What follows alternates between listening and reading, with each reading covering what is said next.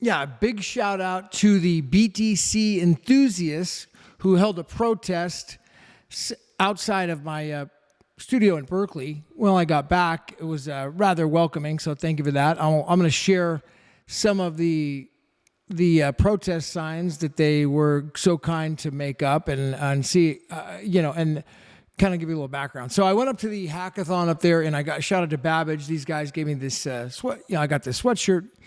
All I went to the hackathon, and all I got was this lousy sweatshirt right here. So this is it. Yeah, no, I had a great time up there in Oregon for the Babage hackathon, and just a quick little recap on why I even went, why it's important. And so a lot of the theory about Bitcoin and just the internet overall, it's been so much all about hype that no real work has been getting done. And a lot of the real work that is required to be done was psyoped into this hype, into this hype of speculation, the speculative market. And so inverse to that is the non-exciting, kind of really boring, monotonous, hard, laborious work, which is called building Web3. And that's what Babage is doing, and why it's important, because the hackathon was about Web3 companies building on chain, who are taking the data and giving it to the consumers, letting them own and secure their own data on chain, on the original Bitcoin blockchain. So it's some incredible ideas that came out of it. I'll talk more about it, but more on an entertaining note is that I get back and there's a protest going on. I call my attorney. I'm like, you wouldn't believe this, a protest. I mean, and it's directed towards me. I mean, and so it wasn't just a random protest. It was it's got my picture on it. I don't understand what the protest was about. It's really kind of confusing, but let me share it. And apparently they say it's posted on chain. I can't seem to find it. Hold on. All right, I think we're back on. All right, so look, check it out. Here's the protest signs. It says Notice of BSV on-chain sovereignty. That's the notice. And then there's my name, and then there's on-chain privacy requirements, trespassing and enforcements, talking about, on-chain privacy primarily requirements are going to post on-chain, op return, transaction, Terranode. It seems to be a block mine by Tal and Terranode, associated miners. Claimant, transaction, a lot of things I don't quite understand, but apparently there's an op return on here. And then it's talking about trespassing and enforcement. Now, if you do this, then it's going to be enforced by the NAR and DAR network access rules. On-chain recording of this notice.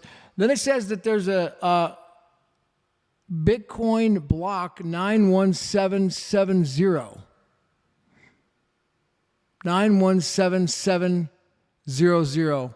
I looked at it. I couldn't find anything on that was associated with. But anyways, these are the protest signs they were protesting with outside. Rather exciting. I appreciate the publicity and you guys doing a protest out there. It was really helpful.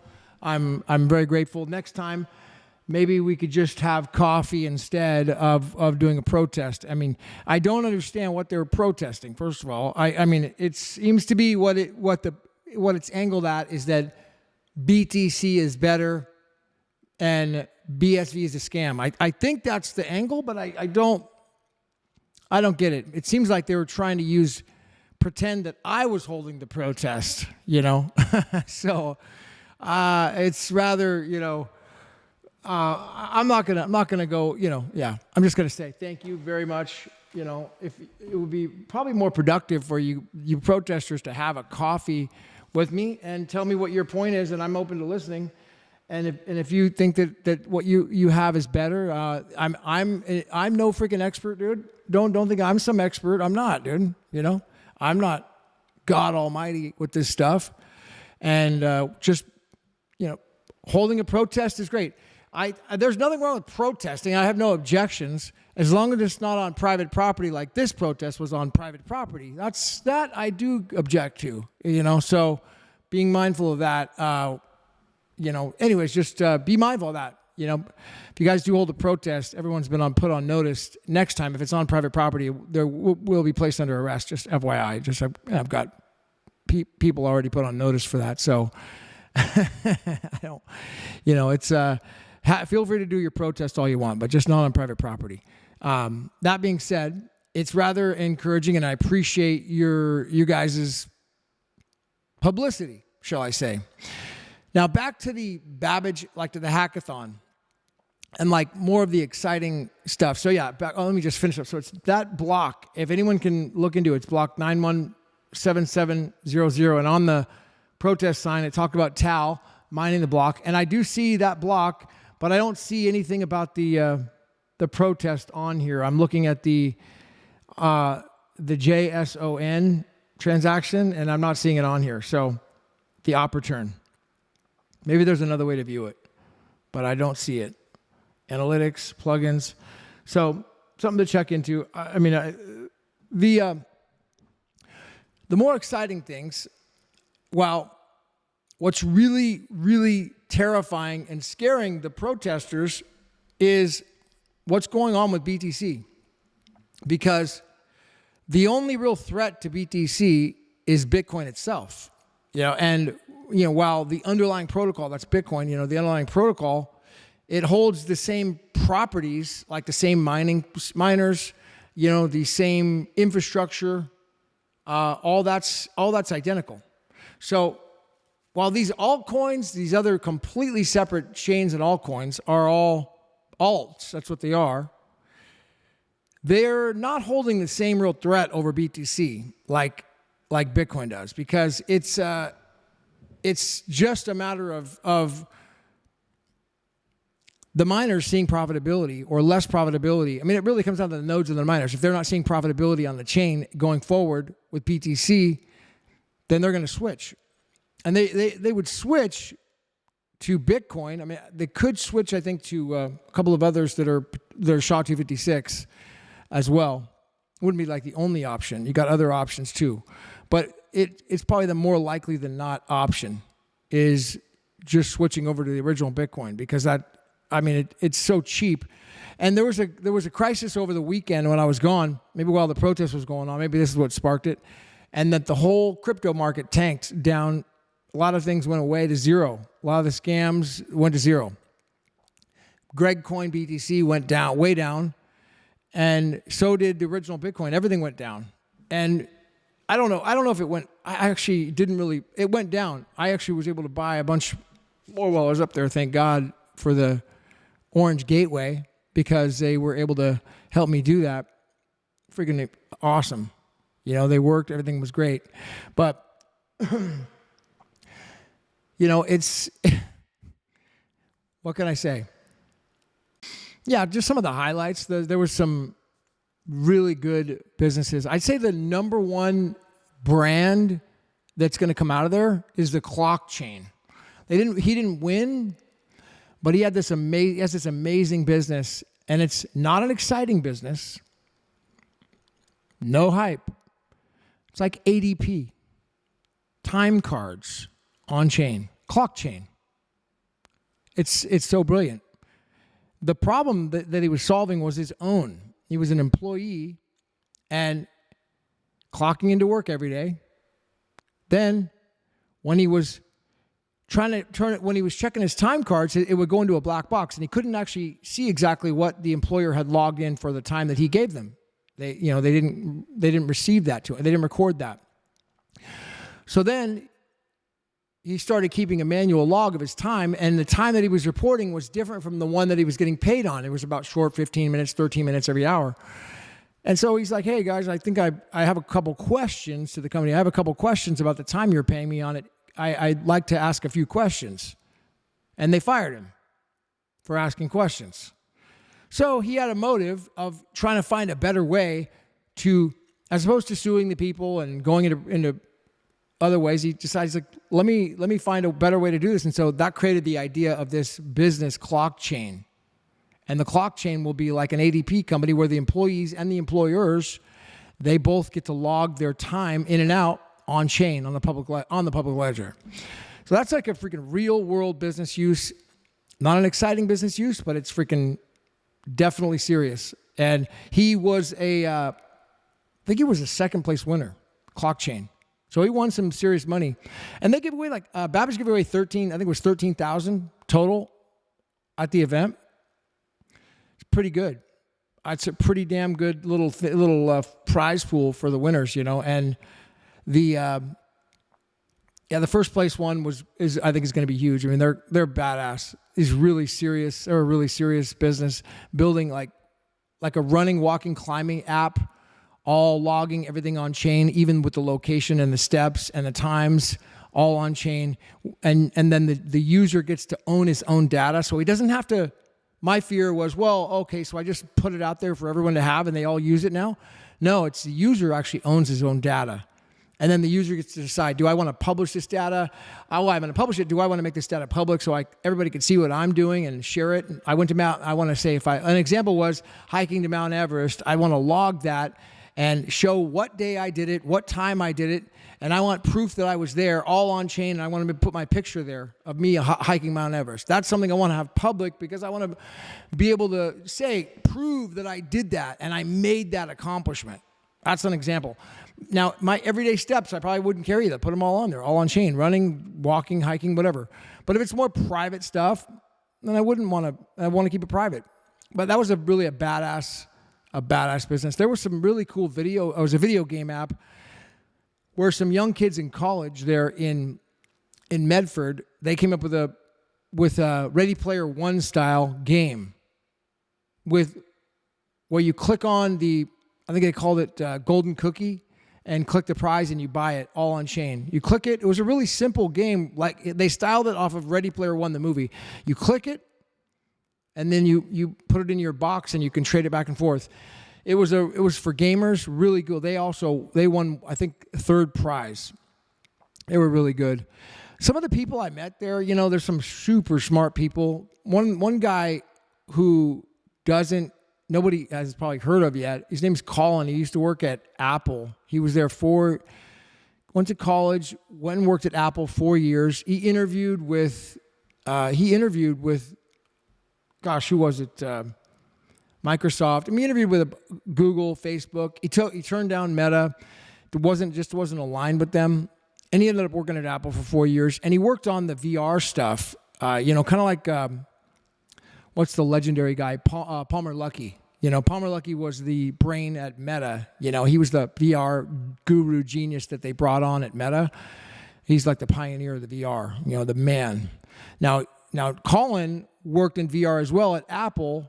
And so he helped with the infrastructure. He really explained it extremely well, what VR even was. I have just like this much information or understanding about it. So he was cool at explaining how it worked, and he had one of the VR systems with him. So it was cool to see the VR. I didn't get on the thing, but it's like he says that it's a computer, and he looks at it like he's got 20 different computer monitors inside of his VR headset.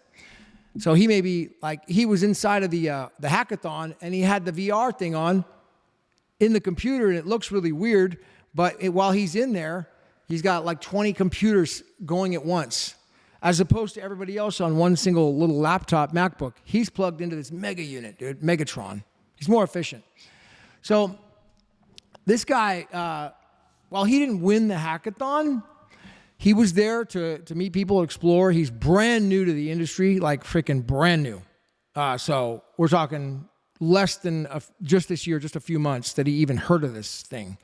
So he's fresh, he doesn't, but he's a super high-tech engineer, and he has some really incredible ideas. Actually, I don't even think they're ideas. I mean, he has a business that he's pushing out that's going to be huge about private information. I guess I would kind of compare it to Life. What was it? LifeLock, where you lock your information for credit profiles, making your data and information secure so that you don't get identity theft. It's similar.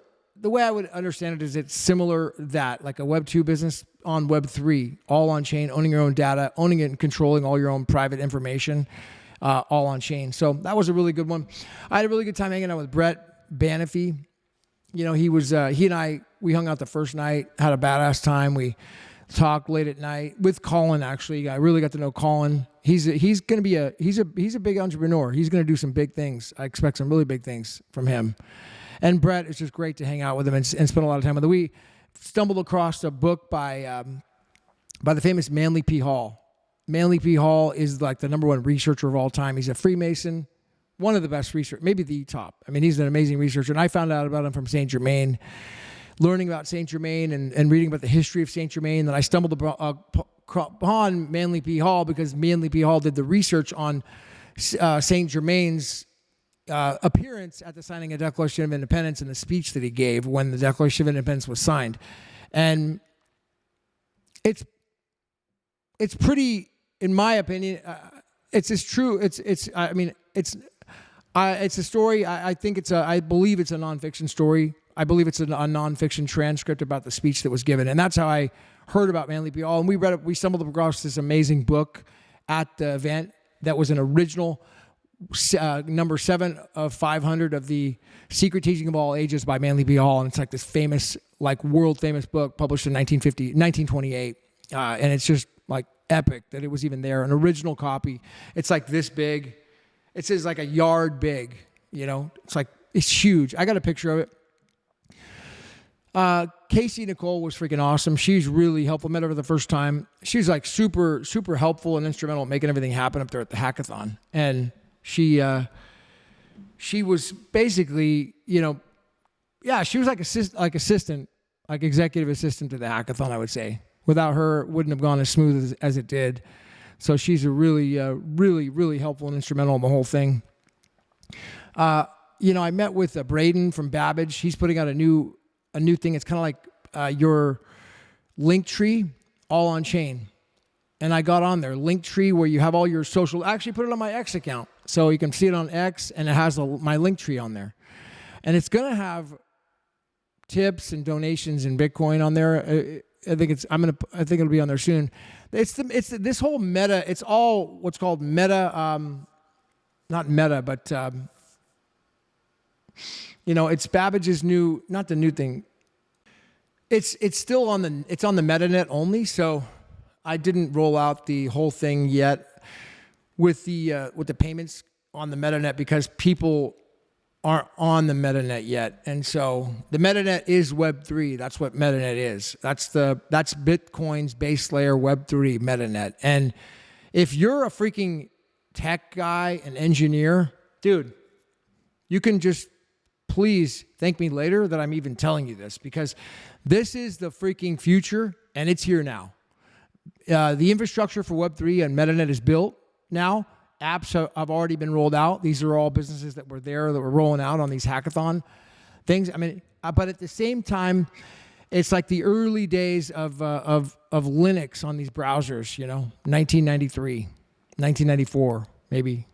Early days on browser style, where Netscape hadn't even come out yet. I had a great conversation with Matt Archie. He was a former Marine who was forced into early retirement under duress in 2020. And then he went full-time into Bitcoin. And so now he was one of the judges there with me as well. And he showed me about like the browser analogy and how because he's building a Bitcoin browser and it's built on the metanet. So you can browse the internet on the metanet with your metanet all on chain and use the wallet inside the metanet. And this is the future of where things are going.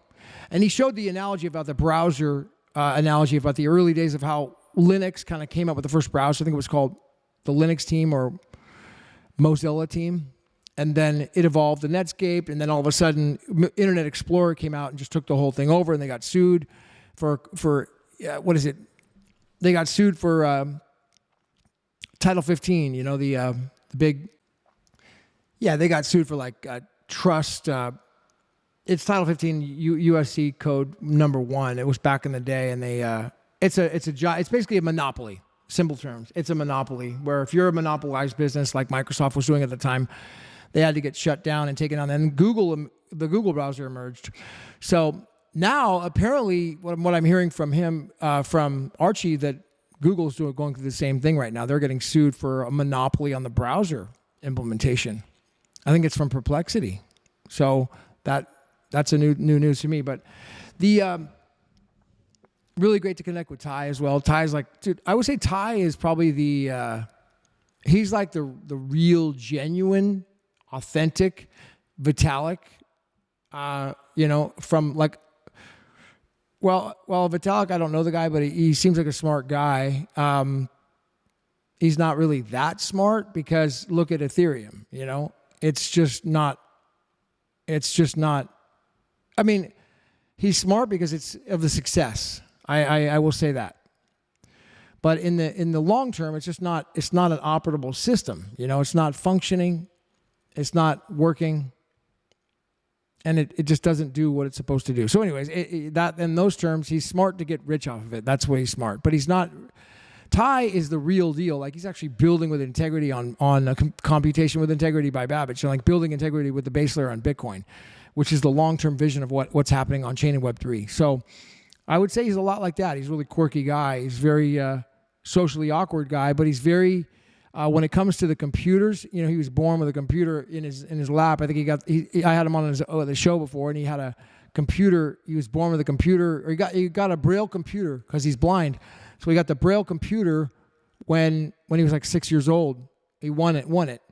And then he started doing the Braille computer coding as a young kid, as a toddler, teenage, it was just an adolescent. And then he excelled. I don't know if he got a scholarship, but he ended up in university, and then now here he is. He might have dropped out of university. I'm not sure, but either way, the guy's like a freaking savant when it comes to this stuff, and engineering savant on chain, and what he's built.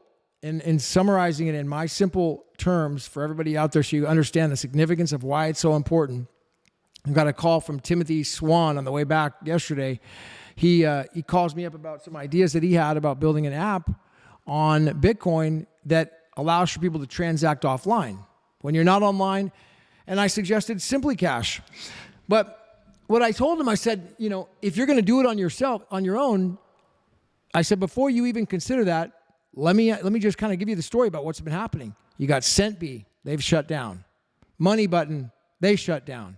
These are just two examples of really great apps and companies that were great, but they're now gone, and now the people cannot access the stuff.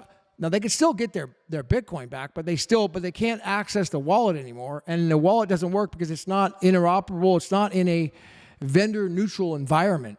So let's learn from all that. And that's exactly what Babage has been focused on, and these hackathons have all been focused on, is about building a vendor-neutral system, not a Babage system. It's not about Babage. Babage doesn't matter. It's the network, having a language that all the apps can communicate on. It's called BRC100, request for comment. I think is it broadcast request for comment 100. And that's basically the language. Okay, in simple terms, it's the way the computer and people communicate with Bitcoin who don't speak that language yet. Because even if you can use the internet now, you still don't speak the language on Bitcoin. It's a complex computer language. And in order to plug into it, there has not been a standard that they all communicate with. They've got all these other standards like Toyota, Lexus, Mazda, Mercedes, BMW, they've all communicating. You try to work on a Mercedes in an American auto mechanic, he's going to be like, what? I don't speak this language. You got to bring it to the dealership. So the same thing here. All these apps have been speaking different languages, Money Button, Centbee, and they don't work, so they shut down, and you only can go to Centbee. It's centralized. That's the real point. The real point is we want to get rid of centralization. That's why these people were protesting, because they want centralization, which is off-chain Lightning Network. I think that's the message. They're talking about how BTC is better than Bitcoin, and they want to have centralization. That's the whole point. Why we need BRC100 and like what Babage has done is because it eliminates centralization, and it builds a single language for all these companies to build on. That's what the metanet is. And there's one guy who I spent a lot of time with, and just absorbing his knowledge and his expertise on making this happen. That's Mitch Burcham. He